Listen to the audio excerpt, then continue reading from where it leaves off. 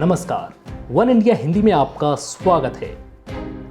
भारत की आजादी की लड़ाई में लाखों लोगों ने भाग लिया था, लेकिन कुछ ऐसे क्रांतिकारी भी थे जिन्होंने भारत की आजादी की लड़ाई में सबसे अहम भूमिका निभाई, जिन्हें पूरा देश जानता है। आइए स्वतंत्रता संग्राम के कुछ ऐसे ही महापुरुषों के बारे में जानते हैं जिन्होंने किस तरह देश की आजादी में अपनी भूमिका निभाई। महात्मा गांधी को भारत के सबसे महान स्वतंत्रता सेनानी के साथ साथ कुछ लोगों में से एक माना जाता है जिन्होंने दुनिया को बदल दिया। उन्होंने सरल जीवन और उच्च सोच जैसे मूल्यों का प्रचार किया। उनके सिद्धांत थे सच्चाई, अहिंसा और राष्ट्रवाद।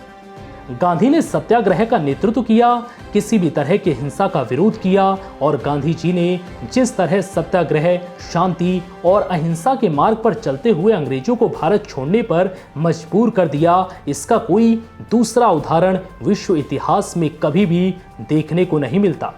सुभाष चंद्र बोस, जिन्हें नेताजी के नाम से भी जाना जाता है, एक भारतीय राष्ट्रवादी थे जिन्होंने द्वितीय विश्व युद्ध के दौरान अंग्रेजों के खिलाफ लड़ाई लड़ी थी। वह 1920 के अंत तक राष्ट्रीय युवा कांग्रेस के बड़े नेता माने गए और सन 1938 और 1939 को वह कांग्रेस के अध्यक्ष भी बने। द्वितीय विश्व युद्ध के दौरान अंग्रेजों के खिलाफ जापान की सहायता से आजाद हिंद फौज का गठन कर अंग्रेजों के खिलाफ सशस्त्र लड़ाई लड़ी। पंडित जवाहरलाल नेहरू भारतीय स्वतंत्रता के लिए महात्मा गांधी के साथ संपूर्ण ताकत से लड़े, असहयोग आंदोलन का हिस्सा रहे। आगे चलकर वे राष्ट्रीय कांग्रेस के अध्यक्ष, भारतीय स्वतंत्रता के लिए 35 साल तक लड़ाई लड़ी और तकरीबन 9 साल जेल भी गए।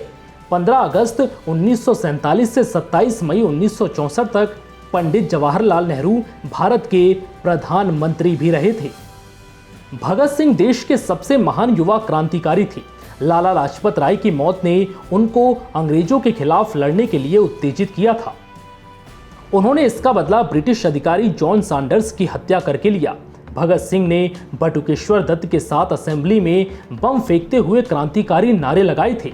उन पर लाहौर षड्यंत्र का मुकदमा चला और 23 मार्च 1931 की रात भगत सिंह को फांसी पर लटका दिया गया था। चंद्रशेखर आजाद एक महान भारतीय क्रांतिकारी थे। उनकी उग्र देशभक्ति और साहस ने उनकी पीढ़ी के लोगों को स्वतंत्रता संग्राम में भाग लेने के लिए प्रेरित किया। 1920 से 21 के वर्षों में वह गांधी जी के असहयोग आंदोलन से जुड़े भारतीय क्रांतिकारी, काकोरी कांड, वायसराय की ट्रेन को उड़ाने का प्रयास, लाला लाजपत राय की मौत का बदला लेने के लिए सैंडर्स पर गोलीबारी में शामिल होने का आरोप उन पर लगा था। बाल गंगाधर तिलक भारत के एक प्रमुख नेता, समाज सुधारक और स्वतंत्रता सेनानी थे। वह भारत में पूर्ण स्वराज की मांग उठाने वाले पहले नेता थे। स्वतंत्रता आंदोलन के दौरान उनके नारे स्वराज मेरा जन्म सिद्ध अधिकार है और मैं इसे लेकर रहूंगा ने लाखों भारतीयों को प्रेरित किया था। ब्रिटिश अधिकारियों ने उन्हें अशांति का जनक यानी कि फादर ऑफ द अनरेस्ट कहा था।